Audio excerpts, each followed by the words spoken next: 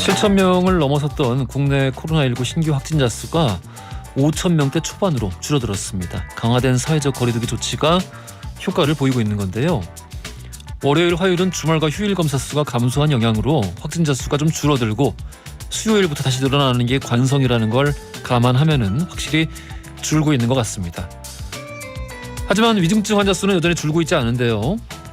어제 위중증 환자 수는 1,151명으로 역대 최다를 기록을 했고 오늘도 그보다 6명 적은 숫자가 나왔습니다. 사망자도 늘어났고요. 거리두기 영향으로 진정세에 돌아섰긴 했지만 아직 안심할 단계는 전혀 아니라는 거죠. 방역당국은 1, 2주 시차를 두고 위중증 환자 수도 함께 줄어들 수 있다라는 희망 섞인 전망을 내놓았습니다. 일상 회복을 멈추고 힘들게 선택한 방역 강화인 만큼 좀 빠른 시일 안에 효과가 나타나길 기대해 보겠습니다. 12월 30일 목요일 허지웅쇼 출발합니다. 허지웅쇼 1부 첫 곡으로요. Tears for Fears의 Everybody Wants to Rule the World 듣고 왔습니다. 권지연님, 5,000명 예전 같았으면 깜짝 놀랄 숫자인데 이제는 적게 느껴지네요. 다시 100명 단위로 내려왔으면 좋겠어요 해주셨고요. 최형숙님, 웅디 버스 타고 퇴근 중인데 칼바람에 언 얼굴과 손이 버스 안에 있으니까 슬슬 녹네요. 버스에서 웅디 목소리 나와서 1시간 함께 갈 수 있어서 좋아요 해주셨습니다. 그래요. 진정세로 좀 빨리 돌아왔으면 좋겠고 날씨도 조금 3일 좀 3한 4온 좀 되든가 싶더니 계속 춥네요 이번 주는. 다음 주는 조금 풀릴 수 있지 않을까 한번 기대를 좀 해보고요.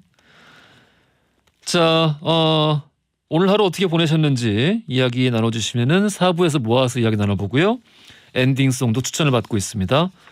짧은 건 50원, 긴 건 100원이 드는 문자 샵1035나 무료인 고릴라 또는 허지웅씨 홈페이지 사연을 남겨주시면은요 추첨 통해 다양한 선물 보내드리겠습니다.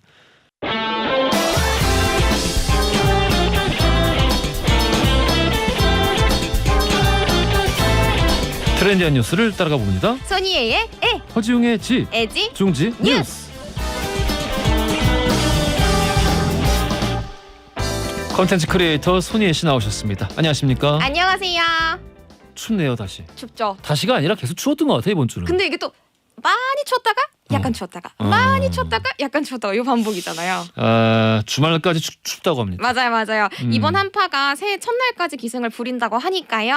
다들 옷 따뜻하게 입고 새해 맞이 하셔야겠습니다. 그러면 막 지난주 주말처럼 막 17도 막 이렇게 떨어지나요? 맞아요. 아 진짜? 영하 10도 막 밑으로 내려간다고 하더라고요. 다들 뽁뽁이 붙이세요. 단단히 아이고. 준비하겠습니다. 뽁뽁이를 어디다 붙여? 창문에요. 창문에. 네. 그러면은 아무리 좀 따뜻하게 돼 있는 아파트라도 더 따뜻해지더라고요. 그래요? 네, 열기가 밖으로 빠져나가지를 못하니까. 한번 해보세요. 좋은 정보군요. 청소에 방해가 돼가지고 안 하시려나? 그렇진 않아요. 알겠습니다. 자, 첫 번째 헤드라인부터 들어가 볼게요. 네, 첫 번째 소식은 저한테 해당되는 얘기인데요. 10명 중에 4명 코로나 때문에 살쪘다 입니다. 10명 중 4명이 코로나 때문에 살찐 게 네, 뉴스입니까? 접니다. 네, 이게 데이터가 나왔거든요. 데이터가 나왔어. 나왔어요. 네, 그래서 이게 기분 탓이 아니라 정말 데이터가 있고요. 우리가 코로나19에 확진된 사람은 확진자라고 하죠. 코로나19에 확진 사람은 확진자. 네, 그런 우스갯소리가 계속 돌았었는데 네, 그 소리 한 지 벌써 2년째죠. 아유, 지겨워. 근데 이제 이 10명 중 4명이 진짜 확진자라는 조사 결과가 나온 건데요. 네, 한국건강증진개발원이 내놓은 자료예요. 네, 코로나19와 비만 관련 건강 행태에 대한 조사를 했는데요. 우리나라의 42%나 코로나19 이후에 몸무게가 증가했다라는 결과가 나왔다고 해요. 42%나? 네. 그리고 그 증가량은 평균적으로는 한 3.5kg 정도 된다고 합니다. 좋은 거 아닌가요? 좋은 건가요? 뭐 몸무게 늘었으면 좋아진 거 아니야? 그런가? 뭐 아주 막 그냥 막 한꺼번에 뭐 한 10kg 늘었다 20kg 늘었다. 그럼 문제겠지만. 아, 그렇죠.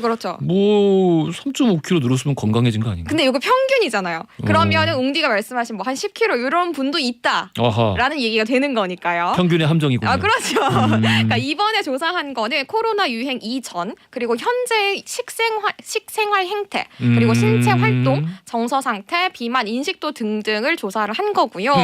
이 체중이 증가한 최대 이유로는 일상생활의 활동량 감소가 가장 컸습니다. 활동량이 감소해서. 네, 그렇죠. 그리고 운동하는 경우가 감소해서 그리고 시기에 변화가 생겨서라는 순으로 대답이 이어졌고요. 네. 우리가 또 코로나 유행 이후에 생활에서 가장 큰 변화는 무엇이었습니까? 라는 얘기에서 지금 얘기하고 있는 체중 증가가 가장 큰 변화입니다. 라고 얘기한 사람이 가장 많았고요. 그리고 두 번째는 웅디가 공감을 하실 텐데 배달 음식 주문 빈도가 늘었습니다. 아, 맨날 먹지. 라고 얘기한 사람이 많았습니다. 예. 그리고 코로나19 이후에 체중이 늘었다는 성인 420명 중에서 67.6%는 활동량이 줄어서 그런 것 같아요. 라고 이렇게 솔직하게 대답을 하셨다고 합니다. 운동하기도 쉽지가 않아요. 운동 맞아요. 그러니까 저만 하더라도 지금 요가 못 나간 지 딱 정말 그 코로나 시작한 뒤로 못 갔으니까 2년 됐거든요. 맞아요. 그러니까. 정말 이 운동시설, 체육시설 이용하는 것 자체가 너무 어려워졌잖아요. 예. 가는 게 좀 무섭기도 하고요. 아니 그것 때문에 못 가는 거죠. 맞아요. 무서우니까 못 가는 맞아요. 거죠. 그러니까 우리처럼 생각하는 분들 많을 텐데요. 운동을 거의 안 한다는 응답은 코로나19 이전 15.6% 정도였는데 코로나19 이후에는 한 20% 정도로 5%포인트 정도 증가를 했습니다. 대신에 운동에 관한 데이터가 줄었다면 늘어난 것도 있는데요. 늘어났다. 네. 하루 7시간에서 9시간 정도 영상 시청이랑 인터넷을 씁니다. 라고 대답하신 분들은 코로나19 이전 4.9%에서 12.4%로 비교적 크게 늘어났습니다. 아니 뭐 집에 있는 시간이 그만큼 늘어났으니까 맞아요. 예, 그럴 수밖에 없죠. 맞아요. OTT 산업이 굉장히 크게 성장했잖아요. 자, 그런 것들도 근거로 우리가 꼽을 수가 있을 것 같아요. 아, 그래요. 배달 음식 시장이 참 많이 성장을 하게 됐습니다. 엄청났죠. 우리 웅디만 봐도 매일 드신다고 했잖아요. 아유, 그러니까 그 큰 회사들 내가 기둥뿌리 하나씩은 세워둘 거예요. 네. 실제로 코로나19는 사람들의 외식 행태 그리고 빈도에도 큰 변화를 일으켰는데요. 이 코로나19 전후 방문 외식, 그러니까 우리 직접 가서 먹는 거는 62.6%에서 무려 14.7%로 감소했어요. 그만큼 감소한 게 아니라 50% 정도가 감소를 한 거예요. 그리고 배달 외식은 26.9%에서 54.3%로 거의 두 배 정도 늘었네. 맞습니다. 야. 그리고 코로나19 장기화로 국민의 피로도 자체가 커졌잖아요. 맞습니다. 그래서 식생활과 신체 활동 등의 건강 행태가 많이 변하면서 우리나라에서 이 비만이란 얘기가 물론 나오긴 하지만 위험하다고 언급한 적은 거의 없었거든요. 그래요? 근데 비만 위험도가 굉장히 커졌다고 합니다. 그렇구나. 네. 비만. 네.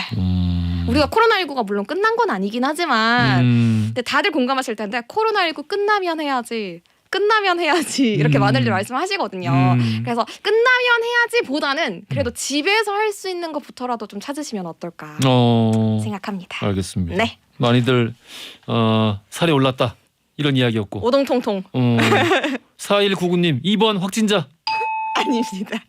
심범수님 내일 거 미리 정답 2번 보신각 아니에요. 안 납니다. 아니군요. 아, 내일 것까지.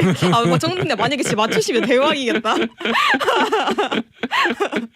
와, 맞추시면 정말 스튜디오에 한번 모셔야겠는데. 이것도 지금 되게 많이 올라오고 있는데 이건 아마 아닐 것 같은데. 아닌 거. 2784님 2번 비만. 아닙니다. 아니군요. 네. 알겠습니다. 네. 자, 다음 헤드라인 가볼게요. 네, 두 번째 소식 BTS 따라해볼까? 번지는 한국어 공부입니다. 우리 방탄소년단을 포함해서 우리 가수들의 노래를 듣고 영화, 드라마를 접하면서 우리 말을 배우는 외국인들이 점차 많아지고 있어요. K-팝을 그저 들으면서 즐기는 게 아니라 한국말 자체를 배워서 우리의 문화를 조금 더 가깝게 느끼고 싶다라는 사람들이 늘고 있는 겁니다. 아니 근데 이런 게 뭐 되게 자연스러운 일인 게 뭐 그러니까 뭐 한 30년 전에는 이제 막 그 일본 게임 이런 거 있잖아요. 이런 거를 이제 팩 시절이죠. 팩으로 껴가지고 이렇게 하면서 친구들끼리 막 이거를 그냥 그 당시에는 한글로 나오는 게임이 없으니까. 아예 한글로 안 나오는 거예요? 그런 게임인데 거의 대부분 그런 게임이니까 그냥 그 일본어 게임 하면서 일본어를 배우는 거예요. 이걸 알아먹고 싶어서. 맞아. 그러니까 똑같은 거지. 이제는 30년 후. 그쵸. 한국의 노래. 맞아요. 한국의 컨텐츠들을 보면서 자연스럽게 한국어를 익히게 되는. 맞아요. 한글을 또 배우고 저도 중학생 때 중학교 때 선생님이 기무라 타쿠야를 엄청 좋아했어요. 선생님이 기무라 타쿠야 좋아했다. 그래서 그 기무라 타쿠야가 부른 노래 이런 거를 스냅의 노래. 쉬는 시간에 틀어주시는 거예요. 쉬는 시간에. 그래가지고 막 같이 그 노랫말을 배우면서 일본말 이런 뜻이구나 자연스럽게 알게 된 적이 있었어요. 근데 이제 콘텐츠 파워가 완전 달라진 거지. 그쵸. 완전 이렇게까지 달라질 수 있나 싶을 정도로 맞아. 요즘 막 일본 관련된 거 나오면은 약간 촌스럽고 맞아요. 한물 가는 느낌이고 맞아. 이런데 우리는 뭔가 세련된 것 같고 좀 안 됐어 보면. 안 됐어 좀. 어쩌다 저렇게 됐나 모르겠어. 그러게 그 표현이 네. 정말 딱 맞다. 어쩌다 그러니까. 그렇게 됐나. 자, 그렇습니다. K-팝이 아무튼 좋은 창구가 되고 있긴 한 것 같아요. 맞아요. 예를 들어서 미국에서 얼마 전에 방탄소년단이 콘서트를 했었거든요. 예. 근데 여러분 보고 싶었어요. 이걸 외치는 순간에 통역사가 미처 말을 옮기기도 전에 와 이렇게 함성을 하고 그러니까 말을 들으셨다는 거죠. 그리고 무궁화 꽃이 피었습니다 라고 외치는 게 우리나라의 어느 골목이 아니라 세계 각지가 된 거죠.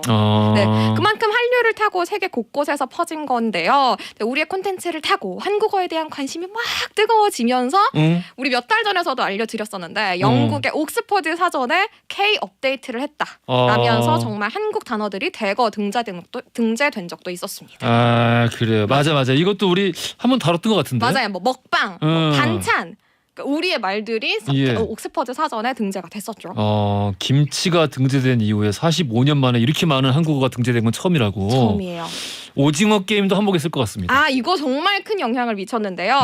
실제로 영국 가디언이 오징어 게임이 공개된 9월 이후에 한국어를 배우는 영국인이 76%가 증가했다. 라면서 보도를 했어요. 그러니까 이 사람들 대부분이 1인치의 장벽을 허물고 나 자막에 의존하지 않고 내가 이 말을 배우고 자진해서 한번 보고 싶다. 라면서 나선 거예요. 그리고 이런 데이터뿐만 아니라 이 각 나라의 청년들이 서로의 언어를 도와주고 공유하는 언어 교환 서비스가 있는데 지난 5개월 동안에 나 한국어를 배우고 싶어 나랑 언어 쉐어할래? 라는 외국인들이 무려 30배나 늘었다고 합니다. 열의가 뜨겁군요. 아주 뜨겁습니다. 그래요. 뭐 좋은 소식이네요. 그렇죠. 우리 황현숙 님이요. 1번 Do you know 김치? 이렇게 길다고. 두유노 김치도 아니고 두유노 김치. 근데 제가 만약에 두유노 김치를 정답으로 냈으면 여러분들이 저를 얼마나 손가락질 하셨겠습니까? 배수남님 2번 세종대왕 아니군요. 한글의 위대함. 양미진님 2번 옥스퍼드 사전. 아닙니다. 그렇군요. 네. 다 아니군요. 네. 알겠습니다. 여러분 예상보다 의외로 굉장히 쉬운 걸 수도 있어요. 의외로 쉬울 수 있습니다. 잠깐. 나왔나요? 야, 선정답자 나왔다. 번호까지 나왔나요? 게시판에 나왔네요. 와. 번호까지 다 맞췄네요. 아니 꼭 이렇게 한두 분씩 계시네요. 이거는 이따 당첨자 알려드릴 때 같이 알려드리도록 하고요. 자, 오늘의 퀴즈 본격적으로 들어가 볼게요. 네. 한류의 열풍으로 한국의 문화를 즐기는 걸 넘어서 우리의 언어인 이것을 배우고자 하는 외국인들이 늘고 있습니다. 세계 각지에서 우리말이 들려온다고 하죠. 무엇일까요? 1번 한국어, 2번 영어, 3번 프랑스어. 전화 가시는 분들 짧은 건 50원, 긴 건 100원이 드는 문자 샵 1035나 무료인 고릴라 보내주시면 당첨자 5분에게 커피 쿠폰 바로 보내드리겠습니다. 오늘 고생하셨고요. 내일 뵐게요. 감사합니다. 방탄소년단의 봄날 들으면서 2부로 갈게요. 허지용 쇼. 지금 너무 막히시나요? 지금 너무 뚫리시나요? 여러분의 퇴근길과 함께합니다. 매일 저녁 6시 허지용 쇼. 퇴근길은 허지용 쇼와 함께. 퇴근길은 허지용 쇼와 함께. 매일 저녁 6시. 매일 저녁 6시 당신의 퇴근길과 함께합니다. 허지용 쇼. 자, 출발합니다. 허지웅 씨 2부로 돌아왔습니다. 퀴즈 정답. 한류 열풍으로 이걸 배우는 외국인들이 늘고 있다. 1번 한국어였고요. 오늘은 선 정답자가 굉장히 많습니다. 문제가 좀 쉬웠나요? 아니지. 문제가 나오기 전에 맞춘 거니까 문제가 쉬운 줄도 알 수가 없지. 아무튼 참 희한한 분들이. 선 정답자가 많아서요. 선착순 2분을 뽑았어요. 강하수님, 이현영님 이 두 분 선 정답자 선물 보내드릴게요. 그리고 일반 정답자 2346님, 김정윤님, 2745님, 박인자님, 김기현님 5분 커피 쿠폰 바로 보내드리겠습니다. 잠시 후 역사 이야기 나눠보는 히스토리 월드로 함께 할 건데요. 오늘은 역사 속의 예언가에 관련된 이야기들 살펴보겠습니다. 예언가? 선 정답자? 이분들에게 물어봐야 될 것 같은데. 광고 듣고 썬킴 교수 박광일 작가 바로 만나보겠습니다.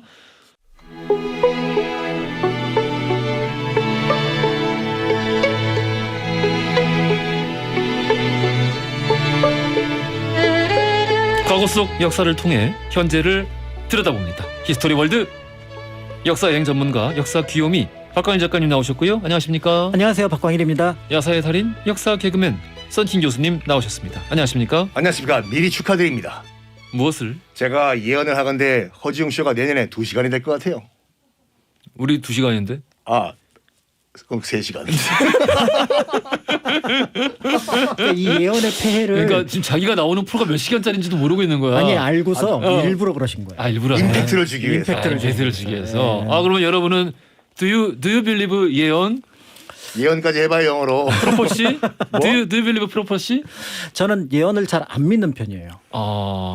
예, 뭔가 이게 예언이라고 하는 게 가만히 보면은 그 사람을 이렇게 옥죄인다는 느낌을 갖게 하거든요. 그러니까 거기에 갇힌다. 그래서 나중에 복이 있을 거야 그러면 좋은데 뭔가 안 좋을 거란 얘기를 혹시 들으면 그거를 피하기 위해서 굉장히 노력하다가 오히려 뜻밖의 결론을 얻지 않을까. 제가 이거에 아주 그러니까 방금 말씀하신 거에 정확히 들어맞는 사례를 하나 알고 있는데 존 게이시라고 굉장히 유명한 초능력자이자 이제 예언가가 있는데 굉장히 유명해요 역사적으로. 근데 그 사람이 예언한 것 중에 아직 일어나지 않은 게 유명한 게 하나가 있는 게 일본이 가라앉는다. 일본이 가라앉는다는 예언을 해가지고 네. 당시에 이제 정확한 날짜는 당연히 이제 못 밝히지만 뭐 언젠가 그때 가라앉는다 이렇게 얘기를 하니까 일본인 중에 그 저명한 학자가 존 게이시를 비판을 하면서 이거는 예언이 아니라 저주 아니냐. 아니 가끔씩 우리 사주 보러 갔을 때 막 예. 험한 말 하시면 이건 사주가 아니라 저주란 말을 하는데 근데 그 K씨가 한 말이 뭐냐면 예언은 이렇게 될 수도 있을 것이다인데 일본 열도 깔았는다는 재팬 머스트 싱크. 그러니까 그렇게 얘기했어. 반드시 깔았는다. 존 게이시가 정말 확실히 가라앉는다. 그러니까 그 속에서 그렇게 얘기를 한 거예요. 이게 무슨 예언이냐. 이거는 저주지. 저주다. 그러니까 방금 우리 작가님이 말씀하신 것처럼 예언이 일종의 어떤 그 주박처럼 그러니까 어떤 속박처럼 일종의 저주처럼 그렇게 작용할 수 있는 게 아니냐. 그렇죠. 그래서 결혼할 때 보면 궁합 같은 거 보는데 많이들 보지 않나요? 그거 안 맞는다 그러면 또 어떡할 거예요? 이제 헤어지라 그러면. 그러면 고려해 봐야죠. 정말? 근데 정말? 잠깐. 자 여러분 잠깐. 썬킴 교수의 공식 입장이 나왔습니다. 예. 근데 저도 이제 예언 같은 걸 안 믿는데 심리적으로 보통 아침에 신문 보잖아요. 이렇게요.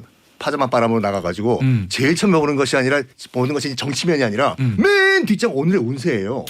요즘도 그렇게 있나? 나와요. 근데 오늘의 운세가 이게 맞을 리가 있나? 띠별인데. 그렇죠. 71년생, 84년생은 뭐 서쪽에서 귀인이 온다. 에이, 이건 믿긴 하는데 무의식적으로 서쪽으로 가게 돼요, 내가. 그 영향이 있다니까요, 이게요. 그때 이제 뭐 돼지띠나 개띠들은 또 뭐 서쪽이나 동쪽으로 이렇게 계속 가시겠네요. 그렇죠.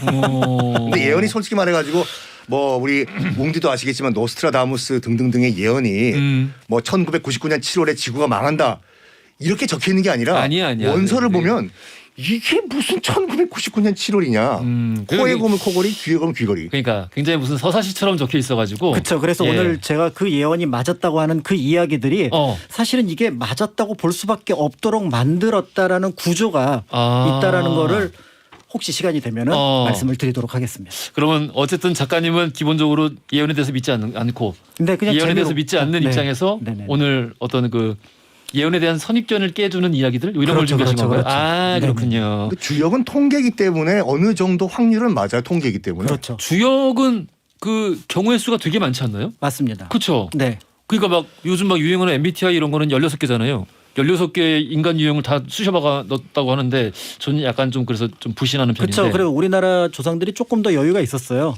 토정 이재함 선생 같은 경우는 새 운세를 볼 때 이제 그거를 시간을 가지고 보거든요. 예. 숫자 3개를 가지고 예. 144가지로 주셨기 때문에. 144가지요? 네, 그래서 조금 더 여유 있게 고를 수 있는 선택지가 많은 근데 편입니다. 사주 같은 경우에는 바꿀 수가 없잖아요. 네. 년, 월, 일, 시기 때문에. 그렇죠. 그렇죠. 예. 네 가지 기둥이기 때문에. 예. 그게 기둥이라 뜻이구나. 근데 그 사주를 보시는 분들은 말은 이거예요. 사람의 사주는 타고났기 때문에 바꿀 수가 없다. 바꿀 수가 없죠. 년, 월, 일, 시니까. 근데 이걸 보는 사람마다 달리 해석을 하는 건 뭐냐면 의사분들께서도 똑같은 엑스레이를 보고 이렇게 판독하는 사람 저렇게 판독하는 사람 있는 것 같이 잘 판독하는 사람한테 가야 된다라고. 뭐 해석의 영역. 해석의 영역이다. 그럼에도 불구하고 저는 결정론을 믿기가 어려운 게 결정론을 믿지 않는다. 사주가 기본적으로 그러니까 연월 일시를 가지고 하잖아요. 예. 그럼 이거를 동경시로 할 건지 서울시로 할 건지. 그다음 음력으로 할 건지 양력으로 왜 할 그럴까? 건지. 서머타임 적용. 그다음에 쌍둥이도 이게 쌍둥이. 중국 시간으로 할 건지 한국 시간으로 할 건지. 그레고리력으로 할 건지. 그렇죠. 그다음에 머리가 나올 때를 할 건지 발을 나올 때 할 건지. 이게 굉장히 변수가 많기 때문에 사실은 연월까지는 어떻게 일까지는 어떻게 한다고 하더라도 시까지 가는 부분들은 굉장히 어떻게 보면은 판단 자체를 그러니까 자기가 잡고 있는 근거 자체가 어떤 혼란 또는 어떤 그 혼용의 가능성이 많다라는 거죠. 이런 얘기 재밌는데 결정론적 세계관을 나는 지지하지 않는다. 재밌다. 저런 주관적인 남자 멋있어요. 아주 그 반대편에 나는 결정론을 지지한다. 모든 건 이미 결정되어 있다. 너 날 봐 이걸. 썩힘. 뭐 솔직히 말해서 제 사주에 물수가 좀 부족해요. 물이 부족하다고? 그러니까 오행이라고 하잖아. 오행요. 네, 금목수가 토, 금 뭐 네. 이렇게 물수가 좀 부족해가지고 저는 무의식중이 아니라 의식적으로 물과 관련된 곳에 자주 살아요.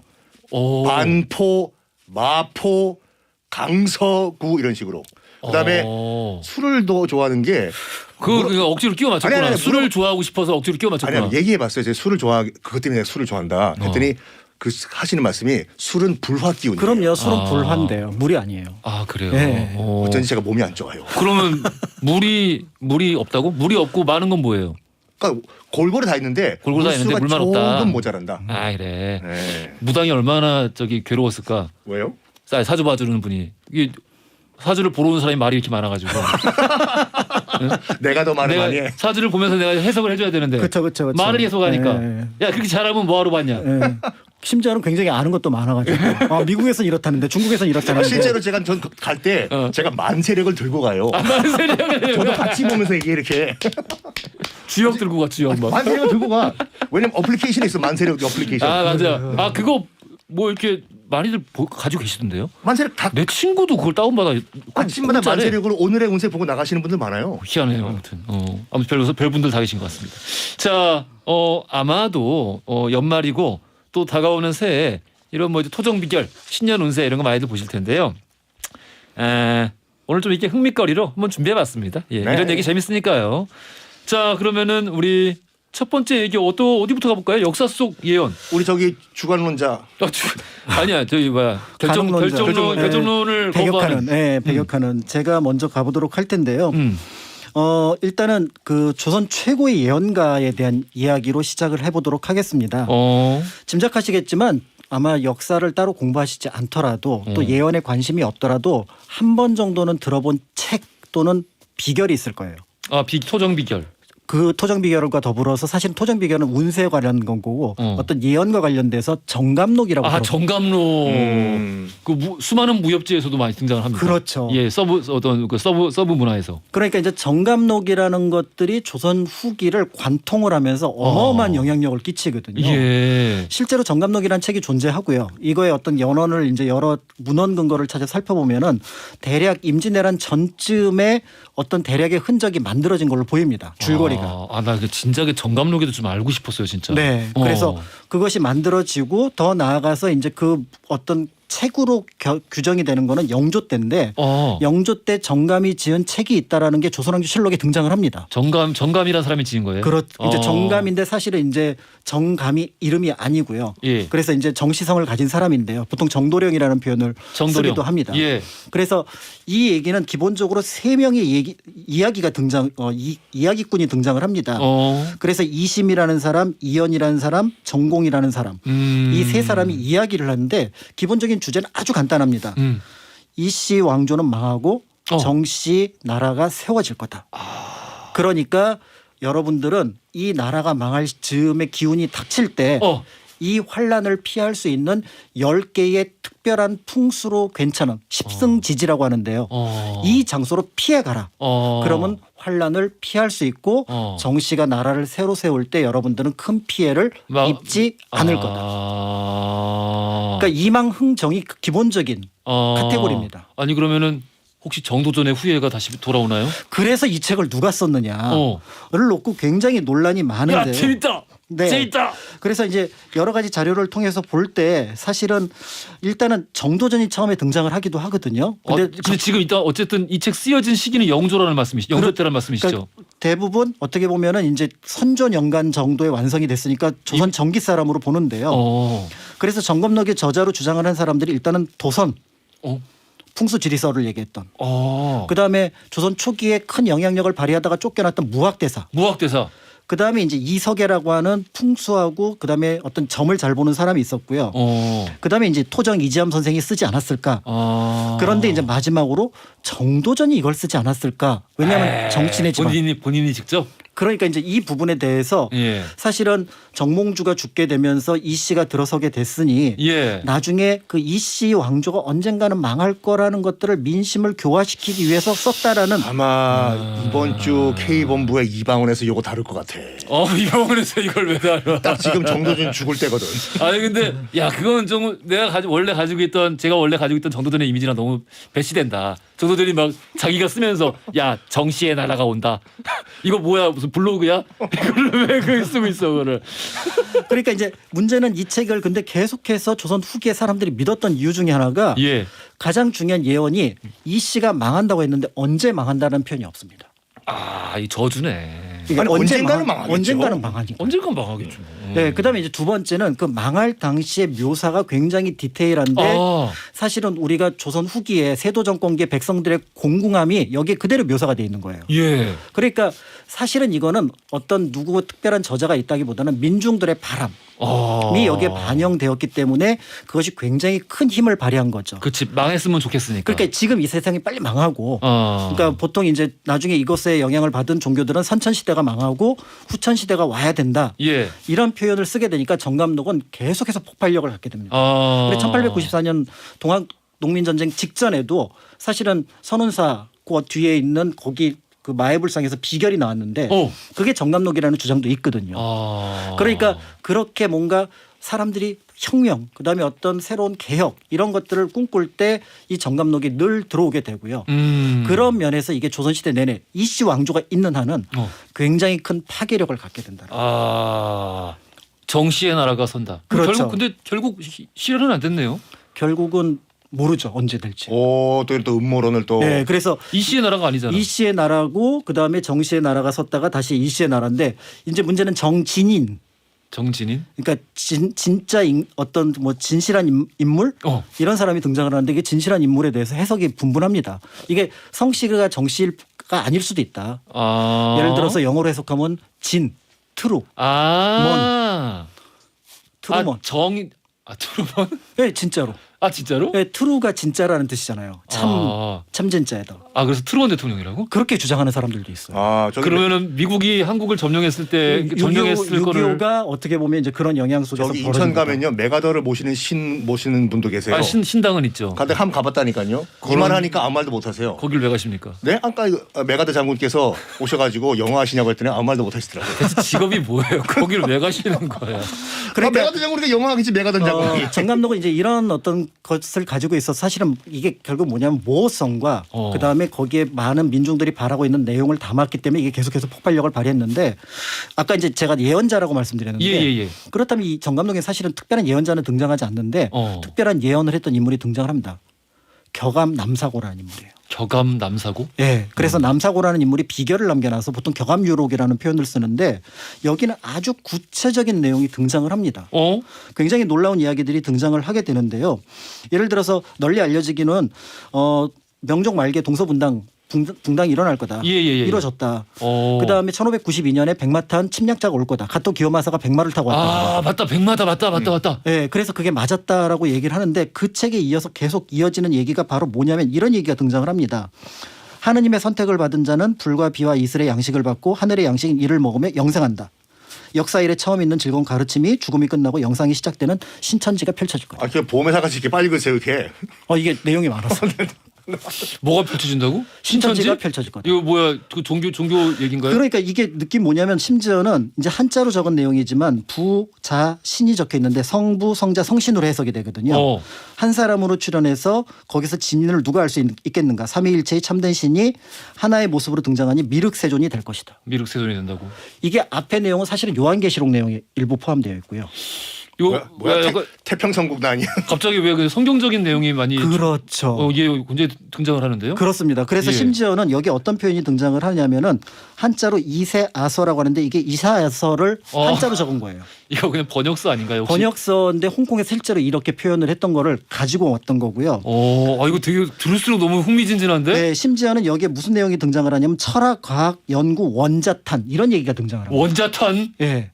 그러니까 이 얘기가 우리가 알고 있는 400년 이게 정확히 언제 쓰여진 거라고요? 그래서 이 책을 이제 다시 분석을 했죠. 그랬더니 1940년대하고 1970년대 필사된 본만 남아있고 원본이 남아있죠.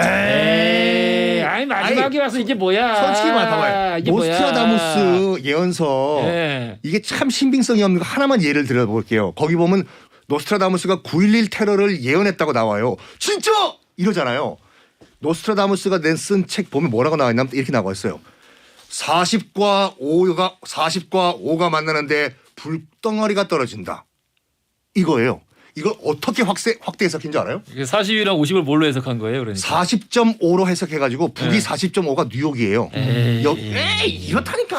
그러니까 매번 이래. 그러니까 이제 결국 이게 지금 여러분들이 보시면은 이 격암유교 남사고 비결에 대해서 굉장히 많이 퍼져 있는데 사실은 이게 지금 나중에 크리스트교가 들어오게 되면서 그 내용 일부를 차용을 하고 물론 기존에 있던 내용들이 있었을 텐데 거기 가필이 됐을 가능성이 많다라는 거죠. 한참 재밌었는데.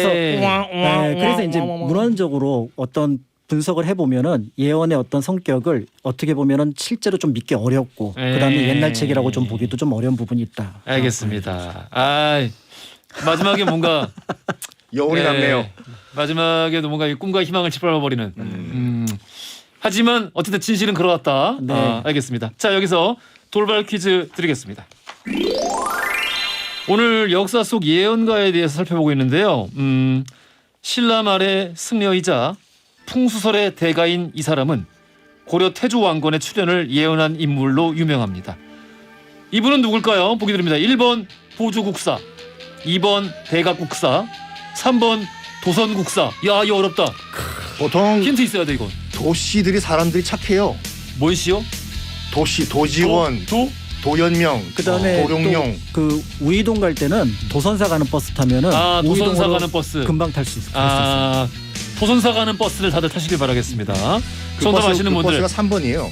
자, 짧은 건 50원, 긴 건 100원이 드는 문자 샵 1035나 무료인 고릴라 보내주시면 추첨 통해 선물 보내드리겠습니다.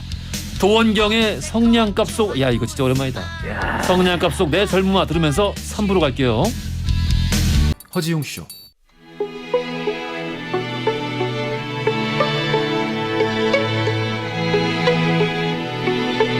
허지용 쇼 3부로 돌아왔습니다. 누구인가?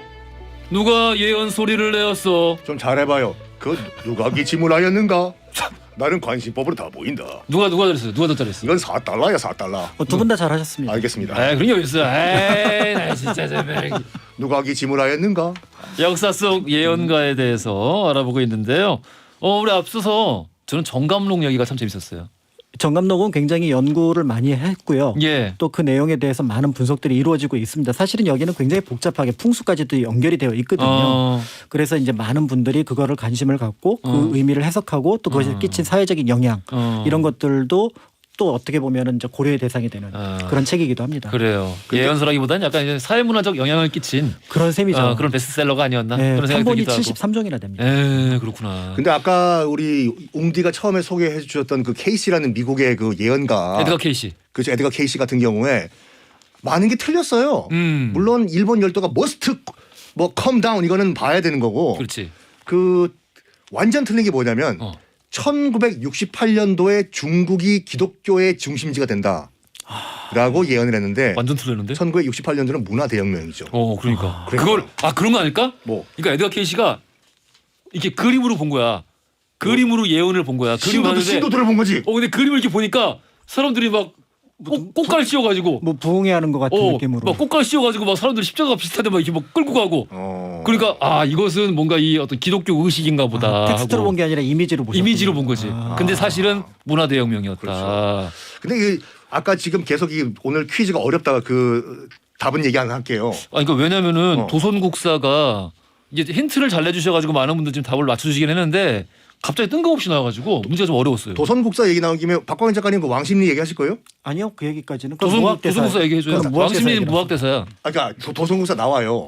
얘기해줘 그러면. 그러니까 무학대사가 소주 아니에요? 무학대사가 이게 좀 옳지 않아. 옳지 않아. 수준을 좀 올려주세요. 알았어. 예. 올렸어요. 무학대사가 일단 그 새로운 왕조 조선의 이제 도읍을 찾기 위해 가지고 일단 계룡산으로 내려가잖아요. 그렇죠. 신도안. 너무 근데 밑쪽으로 처진 거예요. 그러니까 다시 올라와서 지금의 이제 그 한수 한양을 건너가지고 내 모든 풍수의 지리를 다 동원해 보니까 여기가 명당이다. 한 곳이 어디냐? 지금 곱창골목 한양대 왕십리예요. 왕십리. 여기다가 도읍을 지어야 되겠다. 여기에 500년 후에 곱창골목이 생기고 한양대란 학교가 생길 것이다. 하고 있는데 한양이 생기긴 했네요. 그렇죠. 네. 한양대학교가 들어갔으니까. 5% 맞았네. 근데 옆에 웬 노인이 소를 한 마리 끌고 오는 거예요. 에이 이거 이런 무학같이 멍청한 이 소야 좀 빨리 가자고.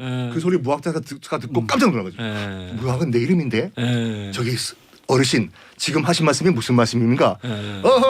여기서 심리만 더 가면 명당이 있는데 이렇게 멍청하게 여기서 자리를 잡으려고 하나? 거기서 10년 더 가면 됩니까? 내 말 듣게 하고 사라졌어요. 뒤를 돌아보니까 그 노인은 사라졌어요. 그 노인이 도선국사의 이제 환생이었던 거죠. 도선국사의 환생이다. 그렇죠. 이렇게 억지로 출연시키는구나. 아이고. 그래가지고 이제 그 무학대사가 그 노인이 말한 대로 이제 지금의 한양대로부터 북쪽으로 10리를 더 갔어요. 가서. 거기가 지금 경복궁 자리인데 그 자리 원래 있던 자리가 한양 지금 그 경복궁까지 갈 때 10리가 걸린다 왔다 갔다 그래서 왕십리가 됐다. 제가 이 얘기를 그 윤승훈 작가의 맹꽁이 서당에서 그쵸. 처음 읽고 굉장히 큰 감명을 받았던 기억이 납니다. 맹꽁이 서당 그 30년 전 거요? 맹꽁이 서당에 정확히 이게 이 장면이 나와요. 이거 정확히 이 이야기가 나옵니다. 이렇게 나와요. 소를 끌고 갈 이런 때. 소년중앙세 정말 그냥 그대로 나옵니다. 이거 그냥 그대로 이런 미련한 무화가. 근데 그게 도선국사의 환생이라는 얘기는 안 나왔었어요. 그쵸. 거기서는 안 나왔는데 사실은 이제 우리나라 사찰을 가보면은 네 분의 스님을 만날 가능성이 높습니다. 원효, 자장, 의상 이렇게 세 분인데 이분은 굉장히 신라 때 유명한 승려거든요. 그런데 뜻밖의 도선이라는 이름을 많이 만나게 됩니다. 도선국사. 왜냐하면 우리나라의 풍수 지리서를 들여온 분이에요. 풍수 지리서를 들여왔다. 네. 그러니까 이제 어떤 땅의 기운이 사람이나 어떤 마을에 영향을 끼친다라고 해서 그래서 뭐 장풍득수라고 해갖고 풍수라는 말을 가지고 이제 어떤 마을을 인문지리학적인 요소를 꾸며냈는데요. 그런데 이제 문제는 도선이 그거를 중국에서 가져와서 배웠는데 중국은 땅이 넓으니까 이른바 길지를 찾을 수가 있어요. 그런데 우리나라는 땅이 넓지 않으니까 길지를 찾는 게 굉장히 어려운 거예요. 그래서 여기에다가 도선이 한 수를 더 얹습니다. 한 수를 더 얻는다. 기가 높은 곳이면 길을 누르면 되고 기가 낮은 곳이면 길을 돋우면 되겠다. 그러니까 우리가 보통 운명을 얘기를 할 때 정해진 운명이 딱 있다고 하지만 마찬가지로 땅도 어떻게 보면 땅에 운명이 있는 건데 거기에 기운이 너무 높아서 여기가 사나워서 보통 사람들이 살기 어렵다 그러면 탑을 하나 지그시 세웁니다. 탑을 세운다. 그러면은 그 탑이 기운을 눌러주는 거거든요. 그러면은 자연스럽게 거기에 사람이 살 만한 땅이 되는 거고 예를 들어 여기가 기운이 너무 허해서 뭐를 해도 잘 이루어지지 않는다. 그럼 거기다가 집이나 건물을 짓는 겁니다. 건물을 짓는다. 그러면은 또 거기가 기운이 흘러가지 않고 막히는 거죠. 그래서 뭐 이 땅은 500년 후에 길이 난다, 도로가 난다. 뭐 그렇게 제가 말이 된다. 이제 사람들이 살 수 있다. 그러니까 이 풍수가 중국에는 없는 풍수인데 이게 비보 풍수예요. 비보 풍수. 그러니까 풍수를 그냥 받아들이는 게 아니라 사람들이 거기에 노력을 가해서 사람들이 살만한 땅으로 바꾸는 존재. 약간 그러니까 우리나라는 땅덩어리가 중국보다 작으니까. 그러니까 제가 아까 물수가 부족해가지고 마포, 반포, 강서구 이런 데 사는 게 그거예요. 비보 풍수 때문에 그런 거예요. 그렇죠. 그런데 이제 도선국사의 여러 예언들, 여러 풍수와 관련해서 이분이 진짜 한 분한테 잘 얘기를 한 덕분에 그 이름이 이제 지금까지 많이 알려지게 됐는데요. 송악을 지나가는데 왕용이라는 사람 집 앞에 서서 이 집에서 곧 특별한 인물이 나올 겁니다. 사만을 다스릴 인물이 나올 겁니다. 그 대신 여기에 소나무를 많이 심으십시오. 소나무를? 그 소나무가 이제 그 이파리가 2개씩 나오거든요. 소나무가. 예. 그래서 그게 음양을 북돋는 나무예요. 그러니까 기운을 북돋는 나무니까 그러면 그 인물이 굉장히 잘 크게 될 겁니다. 하고 왕융이 그 다음에 아이를 낳았는데 그 아이 이름이 건이. 왕건. 그렇죠. 그러니까 재밌다. 그러니까 그 얘기를 왕건이 어려서부터 들었을 거 아니에요. 너는 도성국사가 점지했어. 너는 사만을 일통할 인물이야.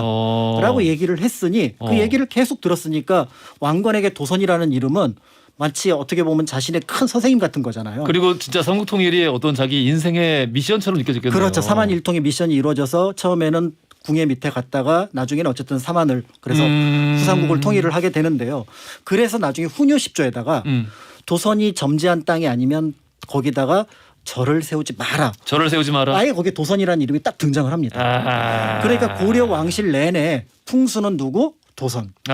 그러면서 그 내용이 조선시대의 풍수가 더 중요해지니까 풍수에 이제 도참이라는 예언 사상까지 첨부가 되면서 그러면서 한국 사람들이 이제 풍수에 대해서 굉장히 관심이 많아지면서 도선이라는 이름은 잊을 수 없는 존재가 됩니다. 알겠습니다. 자, 오늘 제가 그 노스트라다무스 얘기 좀 하려고 했는데 노스트라다무스 안에 식상해. 식상해. 그래가지고 지금 우리 노스트라다무스 제일 식상해. 너무 짜증나요. 이제. 그러니까 듣기 싫어. 작가님께서 지금 약간 그 중국의 풍수를 말씀하시길래 바로 원고를 중국어로 바꿔보겠습니다. 진시황은 예언을 잘못 해석해서 나라를 망쳤다. 진시황은 예언을 잘못 채택해서 잘못 해석해서 나라를 망쳤다. 진시황이 나라를 통일한 다음에 중국을 통일한 다음에 자기가 유지하고 싶었던 거예요. 통일 제국을. 근데 그 오래 살아야 될 거 아니에요. 그 뻔한 얘기. 그 이제 뭐 서불 또는 서복이라는 사람 보고 서복. 예. 가서 저기 동쪽에 있는 나라가 가서 불로초를 갖고 와라. 서복이 국제 사기를 친 거죠. 그러니까요. 그래서 배에 태워가지고 선남선인을 태워가지고 서귀포 찍고 뭐 지금 일본 내에서 주장하는 거에 따르면 일본 여기 이 후쿠오카 밑에 가면 사가현이라고 있거든요. 거기 큰 서복 사당이 있어요. 거기에 도착해서 새로운 왕국을 세웠다라는 것이 이제 일본 측의 주장인데 어쨌든 사기를 치고 불로초를 구하겠습니다 하고 서복은 떠났어요. 하루 이틀 기다려도 1년 2년 기다려도 안 오잖아 서복이. 진시황은 화가 난 거예요. 야 저기 불로초 구하러 갔던 서복 어떻게 된 거야? 화가 나서 좀 테이블을 두드렸습니다. 너 누구야? 띵띵둥. 저 노생이라고 하는데요. 부하 노생이라는 부하를 또 보내요. 너 가서 서복 잡아와. 서복 잡아와. 노생은 출발해요. 또박또박 가는데 드디어 지금 산동반도의 연태에 도착을 해요. 연태 가면 지금도 서복이 바다를 바라보는 동상이 있거든요. 멋있겠다. 작아? 애잔하지 커요 되게. 야 멋있겠다. 애잔해. 분명히 일로 서복이 갔을 건데 얘는 다시는 안 돌아온다. 난 빈손으로 가면은 나는 죽는다. 일단 그래도 돌아가요 다시. 또박또박 돌아가는데 빈손으로 가면 죽는데 하다가 이제 그 목이 말라가지고 어떤 그 계곡에 들어가서 이제 물을 마시는데 옆에 웬 노파가 자고 있어요. 노파가? 저 노파가 보니까 포스가 느껴진다. 보스가 있구나. 도인이다. 저 도인한테 물어보면 불로초의 위치를 알 수가 있을 거라. 그러니까 아무 대책이 없이 갔구나. 대책이 없이 간 거예요. 황제가 가라고 하니까. 할머니한테 갑자기 마주친 할머니에게 물어보겠다고? 아니 할아버지였어요. 할아버지한테. 네. 저기요 할아버지 웨이크업 일어나서 아유 무슨 일이냐 이렇게 2차 2차 3차 3차 4차 4차 해가지고 상황이 이렇게 됐는데 어떻게 불로초를 구할 수 있는 방법이 없습니까? 예끼 사람아 불로초라는 건 이 세상에 없어. 보니까 지금 황제가 시켜가지고 여기 온 것 같은데 황제한테 이 책을 전달해 주시오 라고 해서 천록비결이라는 책을 건네줘요. 천록비결. 천록. 하늘 천자의 록은 책 묶음 록자거든요. 그래서 미래의 예언서라고 했어요. 천록비결 이거를 황제한테 갖다 줘. 그래서 노생은 이거라도 있으면 목숨은 구할 것 같다. 그래. 고맙습니다 높아. 노인어른. 그래서 갔어요. 진시황은 야 그래서 서북 위치 알아냈냐? 서북은 어디 있는지 모르고 대신에 이 천록비결이라는 예언서를 갖고 왔습니다. 서북보다 더 좋은 거. 한 번만 살려주십시오. 진시황은 뭐 그래 좋은 거 갖고 왔으니까 목숨만은 살려주겠다. 그래서 촥 펼쳐봤는데 그땐 죽간이었었죠. 그렇겠죠. 대나무로 만든 고어예요. 고어. 옛날 알고 부통령이 아니라 뭐야. 수준을 좀 올려주세요. 알겠습니다. 옛날 고어로 적혀있기 때문에 해석이 안 돼요. 진짜. 그래가지고 야 근데 그것도 웃기다. 진나라 기준으로 봐도 심지어 고어야 그러니까. 아이 뭐 저기 뭐 요순 시대까지 올라가겠지 그러니까. 이제. 뭐 주운 나라 그럴 때 문자가. 그래가지고 저기 당시 이 진나라 황실에서 가장 공부를 잘했다는 저 썬킴 같이 그 이사 재상 국무총리 이사를 불러요. 그 법가에 능통한 그분 아닌가요? 그렇죠. 맞죠. 이사와 조고 때문에 나라가 망했잖아요. 이사 불러가지고 이거 해석해오라. 알겠습니다, 배야. 해석을 하는데 해석이 안 돼. 너무 고어라 가지고. 근데 딱 한 문장만 해석이 돼요. 배야, 요 문구만 해석이 됩니다. 뭐냐? 망진자호야. 너 지금 망이라고 상상하고 있었는데. 그래요? 역시 우리가 마음이 통해. 이심전심. 망진자호야. 이 표현만 해석이 됩니다. 이게 뭐야? 망진, 진나라를 망하는 자는 호다 이거예요. 호걸이다. 호걸? 근데 여기서 호를 그 진시황은 어떻게 해석을 했냐면은 호랑이띠. 에헤, 이거 참 수준을 좀 높여주세요. 그러니까 저기 지금 북쪽에 있는 흉노적으로 본 거예요. 흉노. 오랑캐 호자로. 호자니까. 그래가지고 이제 그 목념 장군이라고 당시 최강의 진나라 최강 장군 목념 장군. 지금 당장 만리장성을 쌓아라. 그게 이제 만리장성의 시작이지 않습니까? 그때부터 지금 시간이 없기 때문에 좀 이렇게 콤팩트하게 하면은 이 진시황이 이제 전국에 이제 순수를 다니면서 이제 순행을 다니면서 중간에 객사를 해요. 뭐 얘기에 따르면은 수은을 많이 마셨다고 하죠. 수은이 그건 이제 뭐 그 전부터 자연강장제라고 착각을 했기 때문에. 근데 뭐 내가 옛날 사람이라고 생각해도 수은이 생긴 게 너무 예쁘잖아요. 그렇죠. 먹으면은 왠지 오래 살 것 같아. 그런 느낌을 가졌을 것 같아. 이런. 그러니까 그거 먹고 잘못된 거지. 그러니까 그래서 객사를 해요. 그러니까 지금의 하남성 베이징 밑에서. 근데 조고와 이사는 이제 짝짝꿍해가지고 진시황이 죽은 거는 아는 사람은 나 조고와 환관 이사 당신밖에 없다. 우리 지금 일단은 그 황태자를 그 부소죠.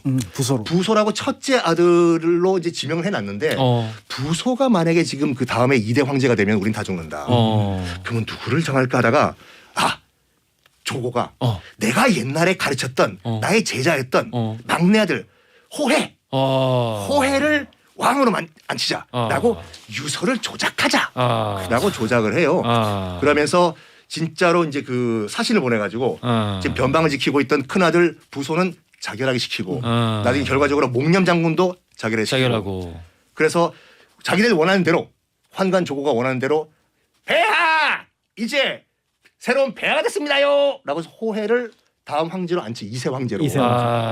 진짜 최악이죠. 근데 딱 이제 뭘 하냐면 폐하는 지금부터 국정을 다 이제 쉬고 지금은 술과 여인들에 휩싸여가지고 즐기십시오. 나머지 국정은 저희가 다 알아서 있습니다. 진나라의 썬킴이네요. 국정농단. 술밖에 모르잖아.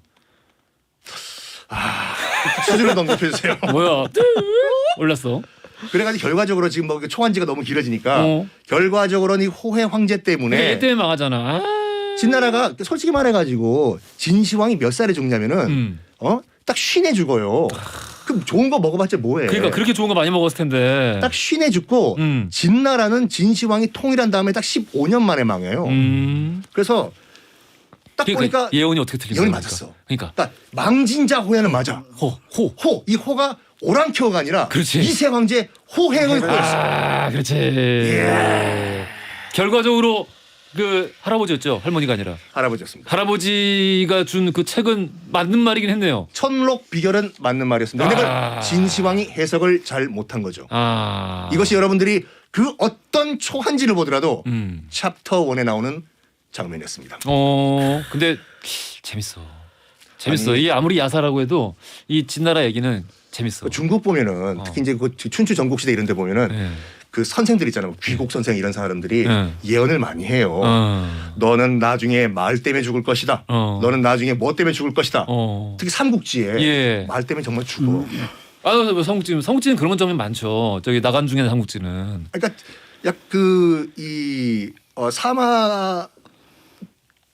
사마철이 쓴 사기에도 그런 얘기들이 많아요. 사마가 여러 명이 지나갔겠죠. 사마위, 사마염. 사마광인가 사마염인가 연사망가 이게 나이가 들면 안 돼 이게.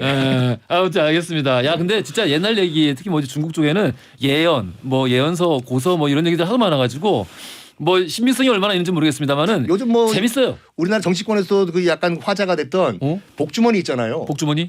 복주머니. 정말 위급할 때 이 복주머니 열어봐라.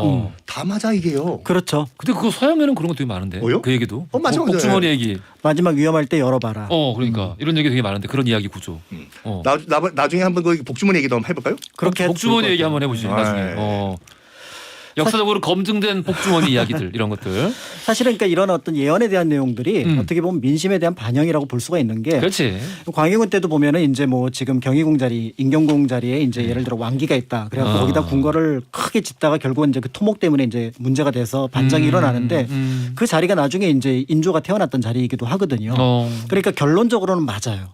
결론적으로 맞는데 사실은 그때 광해군 자리와 연결될 수 있었던 왕실의 어떤 자손이라고 하면은 정원군과 그 아들 그러니까 나중에 그 능양군 정도밖에 없었거든요. 능양군. 그러니까 그런 느낌들을 일단 어떻게 보면은 백성들이 볼 때 또 정치가들이 볼 때 조기가 대안인데 근데 그거를 그냥 해석을 무시했으면 오히려 그러니까 지금 호해 사건처럼 무시했으면 넘어갔을 일을 넘어가지 못한 것 같고요. 그래서 저는 2021년을 끝내고 2022년을 맞이하는 청취자 여러분들께 예언보다는 예측을 하시는 게. 예언보단 예측을 해라. 예, 그래서 예측은 논리성과 근거를 가지고 또 나의 노력까지 더 가는 거거든요. 예언은 사실은 노력이 조금은 덜 들어가는 편이잖아요. 그런 면에서 볼 때 오히려 진정한 예언을 했던 시인이 있습니다. 예언을 했던 시인. 육사. 광야. 그래서 그 다시 청고의 뒤에 백마 타고 오는 초인이었어. 이 광야에서 목 놓아 부르게 하리라. 그러니까 언젠가 우리가 다시 좋은 날이 올 때는 그 초인을 만나서 그 좋은 날을 함께 누릴 것이다. 근데 육사는 그 시만 지은 것이 아니라 자신이 스스로 독립운동에 투신을 했고 결국 베이징 차가운 감옥 속에서 생을 마감했거든요. 그러니까 이분은 예언과 예측을 하나로 일치시키려고 노력했으니 우리도 뭔가 좋은 꿈을 그다음에 좋은 희망을 가지고 예측을 하고 노력을 한다면 2022년에는 이 허지웅 쇼 히스토리 월드를 듣는 모든 분들이 좋은 일만. 뭔지. 선킹 교수님. 네, 뭐요? 멋진 얘기 좀 같이 또 똑같이 해줘요. 그러니까 딱 이 정도 수준으로. 그러니까 여러분들 파이팅. 이거 술을 많이 마셔서 그래요. 술을 많이 마시면 뇌구조가 간단해진단 말이야. 굉장히 많이 마시는데 어쩌려고 그래요. 그게 아니라 제가 이게 이 한 방송에 저런 도덕 선생님도 있어야 되고. 도덕 선생님이라니 나 요즘 감동받았어. 난 정말 다음 생에 태어나면 제가 사랑할게요. 사마 천 기억 안 나. 사마 오늘 올해의 장면이다. 올해의 장면. 사마. 이것이 이게 생방송이고 이게 정말 즉흥적인 방송이라는 걸 우리가 증명해 주는 거라니까요. 그렇죠. 사마 씨가 얼마나 많아. 알겠습니다. 아니 그래서 두 분은 우리 박광일 작가님은 당연히 안 보실 것 같고 그러니까 토종 비결이나 이런 거 안 하실 것 같고 우리 썬킹 교수님은 보실 건가요? 저는 음력 1월 1일 때 보겠습니다. 음력 1월 1일 때 원래 봐야 되는 거예요? 양력은 취급만 합니다. 그렇구나. 음력이 보는 거구나. 근데 이제 옛말에 그런 게 있어요. 말을 계속하면은 그 말이 어떤 뭔가 신적인 기운을 담는다고 하거든요. 그러니까 좋은 일이 일어날 거다. 좋은 일이 일어나셔라라고 계속 얘기를 이거는 한다면 맞아. 어렸을 때부터 제가 사주를 볼 때마다 그분들이 하는 말 공통점이 딱 하나 있어요. 너는 평생 말 가지고 벌어먹고 살 것이다. 근데 그 말이 아니었어. 아까 그 진나라 예언이랑 똑같은 거야. 그 말이 아니라 말이었어. 원래 마구간을 써야 돼. 이게 안타까운 일입니다. 이봉세 씨 몇 번이야? 알겠습니다. 자, 오늘 돌발 퀴즈 정답 3번 토선국사였고요. 재밌었습니다. 당첨자 명단은 선거편안에 올려놓을 테니까 확인 부탁드립니다. 히스토리 월드 역사 속의 예언가 살펴봤고요. 지금까지 박광일 작가, 썬킴 교수였습니다. 감사합니다. 새해 복 많이 받으십시오. 허지용 쇼.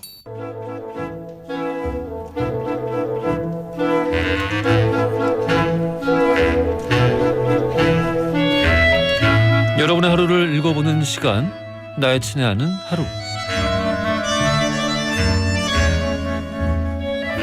여러분 또 오늘은 무슨 일들 있으셨는지 모르겠습니다. 읽어볼까요? 6294님. 자동차 판매원인데요. 오늘 고객님이 감사하다면서 커피 쿠폰을 보냈습니다. 알고 보니까 제가 자동차 출고될 때 꼭 라디오 주파수를 103.5로 맞춰드리는데요. 고객님이 우연히 허지웅 쇼를 듣다가 문자를 보냈는데 상품에 당첨이 된 거예요. 그래서 저에게 감사의 의미로 커피 쿠폰을 보낸 겁니다. 그 덕에 저도 기분이 좋고 고객님도 기분이 좋은 하루가 됐네요. 해주셨습니다. 그렇군요. 근데 재밌는 사연이네요. 이런 일도 있군요. 그분도 참 경우가 있는 분 같습니다. 딜러에게 또 이렇게 선물도 보내주시고. 저도 딜러랑 친한데 걔는 나한테 뭐 이런 거 안 해주던데. 뭔가 좋은 인연 같습니다. 이 얘기를 듣고 우리 딜러도 나에게 뭔가 선물을 보내주면 좋겠는데. 저희도 선물 하나 보내드릴게요. 6294님. 앞으로도 103.5MHz 계속 찍어주시길 바라겠습니다. 6147님. 와이프가 다이어트를 시작했는데 하루에도 수십 번 냉장고 문을 열었다가 닫았다가 합니다. 그러면서 이거 먹을까 살찔까? 저거 먹으면 살찔까? 물어보네요. 여보, 그냥 물어보지 말고 먹어. 당신 의지를 보니까 이번 생에 다이어트는 안 맞을 것 같아. 라고 수십 번도 더 말해주고 싶지만 뭐 그랬다가는 밥도 못 얻어 먹을 것 같아서 당신이 살 뺄 곳이 어딨어. 지금도 이게 너무 말랐어. 라고 해줬더니 지금 절 위해서 갈비를 구워준다고 하네요. 어떤 지혜로운 인생이네요. 육신의 안녕을 위해서 어떤 정의와 합리를 포기하신 6147님 박수를 보냅니다. 현명하게 사는 거예요, 사실. 편장용님. 웅디, 저 오늘 장모님 모시고 드라이브 나왔습니다. 좋아하시는 피자도 사드리고 커피도 마시고 지금 방송을 들으면서 드라이브하고 있는데요. 장모님이 즐거워하시니까 저도 기뻐요. 장모님이 웅디를 많이 좋아하세요. 사연이 소개되면 더 좋겠네요. 신승훈의 엄마야 신청해요 해주셨거든요. 야, 장모님 저도 사랑합니다. 이거 사랑은 아닌데? 좋아한다고 써있구나. 장모님 좋아합니다. 선물 보내드릴게요. 이 노래와 4757님이 마야의 나를 외치다 이거 신청해 주셨거든요. 두 곡 함께 듣고 올게요. 노래 듣고 왔습니다. 문자들 계속 볼게요. 방정희님, 이맘때만 되면은 한 해 다이어리 보고 많은 반성과 또 많은 일들이 있었네 라면서 생각에 잠기는데요. 올해 다이어리는 묻지도 따지지도 않고 바로 수각 처리해야 될 것 같아요. 웅디는 다이어리 쓰시나요? 다가오는 2022년엔 좋은 추억이 가득한 다이어리를 쓰고 싶네요 해주셨습니다. 옛날엔 다이어리 많이 썼던 것 같아요. 근데 어느 순간부터 이게 약간 강박이 되는 것 같아가지고 매일을 채워야 된다는 강박? 뭐 안 채워도 되는 날도 있는 건데 사실은. 그래서 다이어리보다는 그냥 이제 줄만 가 있는 노트를 저는 씁니다. 늘 갖고 다니면서 메모를 하고 있습니다. 4825님, 남편이랑 나름 인고 부부였는데요. 악화된 경제 사정에 다툼이 곧자리 있었습니다. 오늘 남편이 내년에 더 열심히 일할 거라고 조금만 더 힘내자고 작은 손편지를 써줬는데요. 자주 짜증을 냈던 제가 참 부끄러웠네요. 따뜻한 마음이 그득합니다 해주셨거든요. 그래서 화해하셨군요. 아이고 다행입니다. 이게 사실 대화로 다 풀 수 있는 문제인데 너 지금 내가 불행한데 내 불행이 너 때문에 기인했다. 라는 식으로 이게 그 접근 방식이 그렇게 가버리면은 싸움이 심각해지는 것 같아요. 예. 말하고자 하는 게 그런 게 아닐 때도 괜히 좀 밉고 감정이 앞설 때는 그런 식으로 말을 하게 되는데 그러면 일이 커지죠. 지금이라도 이렇게 화해하셨으니까 너무 다행인 것 같습니다. 선물 보내드릴게요. 2310님이 청해 주신 라이언 고슬링 그리고 엠마 스톤의 시티 오브 스타스 그리고 3926님이 청해 주신 비욘세의 리슨 두 곡 듣고 올게요. 자, 내일은 난세 가능 함께하는 날이죠. 기대 많이 해주시고요. 오늘의 엔딩송은요. 강하수님이에요. 2021년 하루 남았습니다. 코로나로 힘들었지만 건강하게 하니 한 해를 마무리할 수 있어서 참 다행인 것 같아요. 올해를 빨리 보내면서 뜨거운 안녕을 외치고 싶네요. 토이의 뜨거운 안녕 신청합니다 해주셨습니다. 선물 보내드릴게요. 이 곡 들으시면서 저는 내일 저녁 6시 5분에 다시 찾아뵙겠습니다. 지금까지 허중이었습니다. 취하고 싶어 밤새도록